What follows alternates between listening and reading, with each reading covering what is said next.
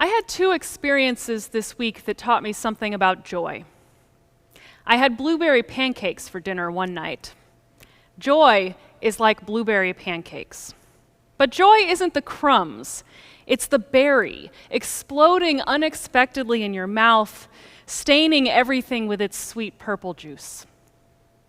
I also discovered joy in a preschooler meltdown. My twins have been back at school for half days and are exhausted when they get home. One day recently, I heard from my office the screams and cries of a meltdown, probably over something seemingly inconsequential, but very consequential in their minds. A little while later, I walked into the living room and found them watching in rapt attention a documentary about oceans. There were oohs and ahs of wonder.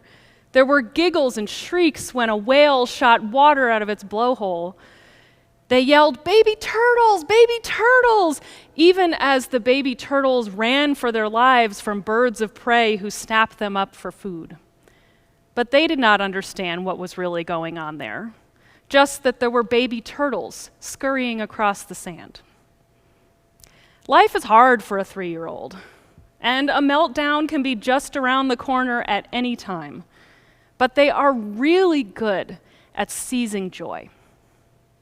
My kids remind me often that even when life is hard, joy runs through it.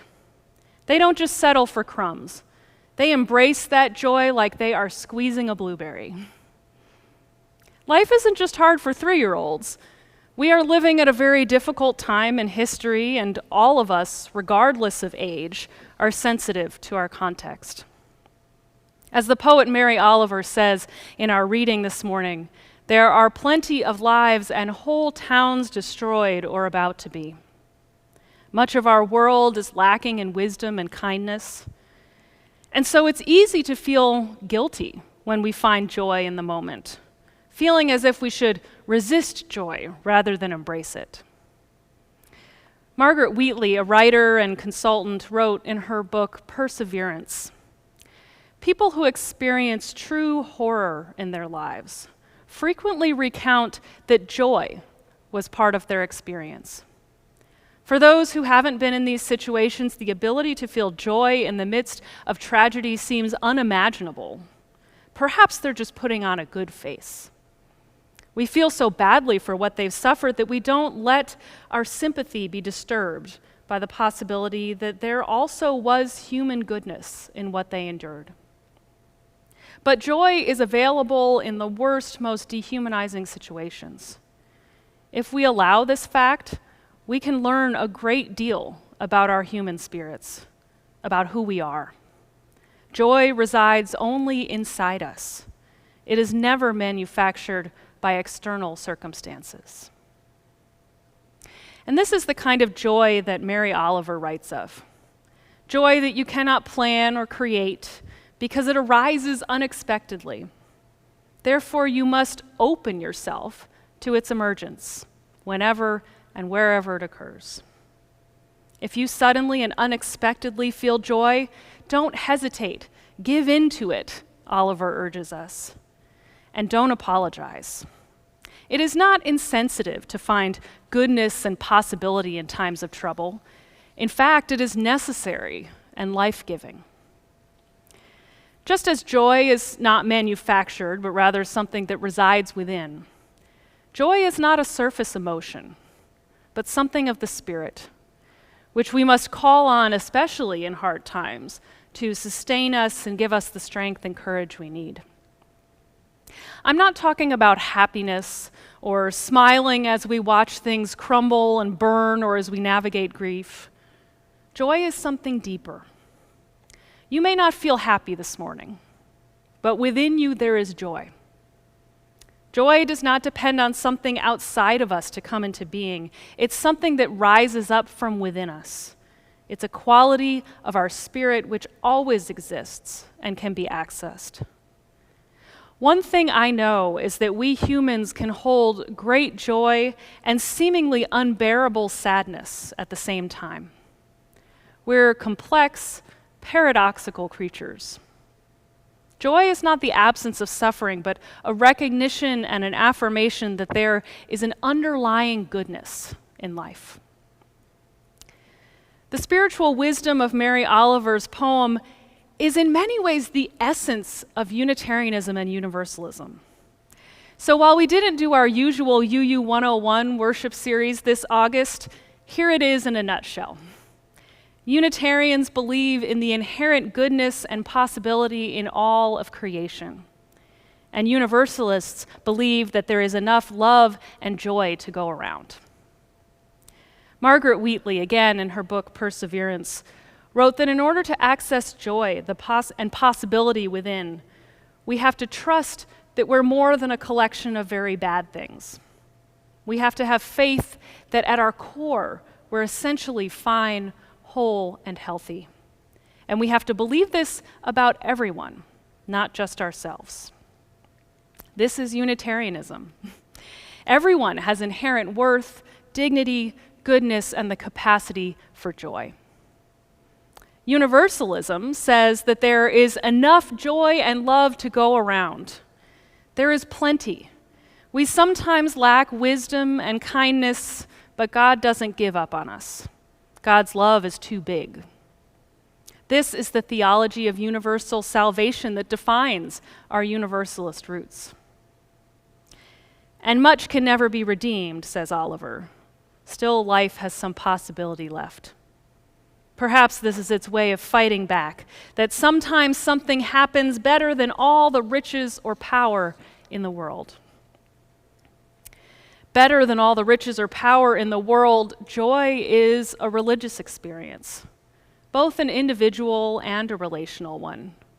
It connects us with the ground of our being and with others. Margaret Wheatley wrote, "The potential for joy is always present in us, but like everything in life, that potential only becomes evident in relationship. We can't analyze whether joy exists or hope to discover it from a remote, isolated position. We have to be together. We have to be in service to one another to discover our essential goodness."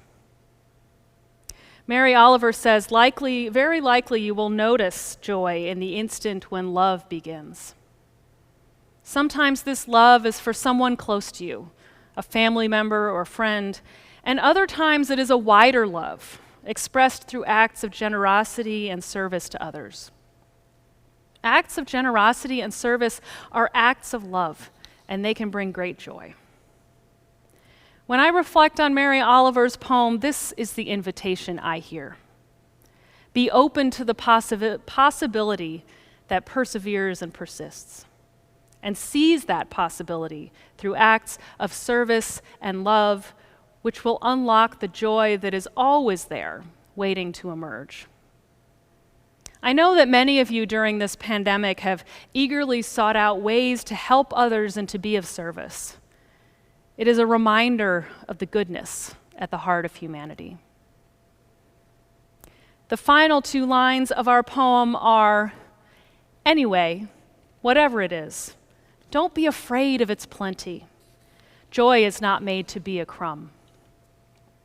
There is enough joy in this world to feed us all if we are open to it, give in to it, and share it.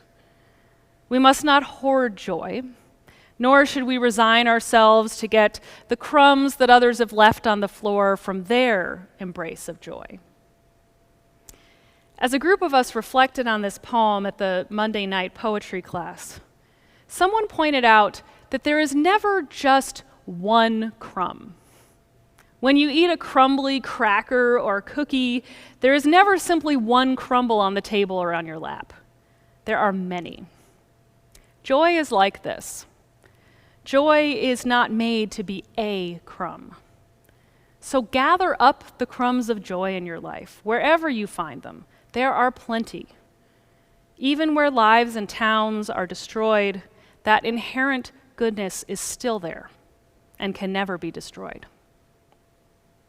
As a church, we describe ourselves as genuinely inclusive, rationally spiritual, and joyfully deep.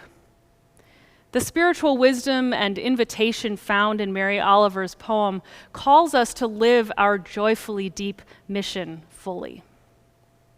While joyfully deep may seem like an oxymoron, the terms are only contradictory if you understand joy as something on the surface. But as we know, joy dwells deep within us. It is at the heart of who and how we are as human beings, whether we are lonely or in community, troubled or at ease, suffering or healthy. If you need a reminder about the joy within that shows up in often unexpected ways, may I suggest eating blueberry pancakes? And if you find yourself wanting to scream and cry about the state of life and our world, look for ways to love others. It will remind you that there is a goodness, that there is still some possibility in this life, and will open your heart to joy. Amen.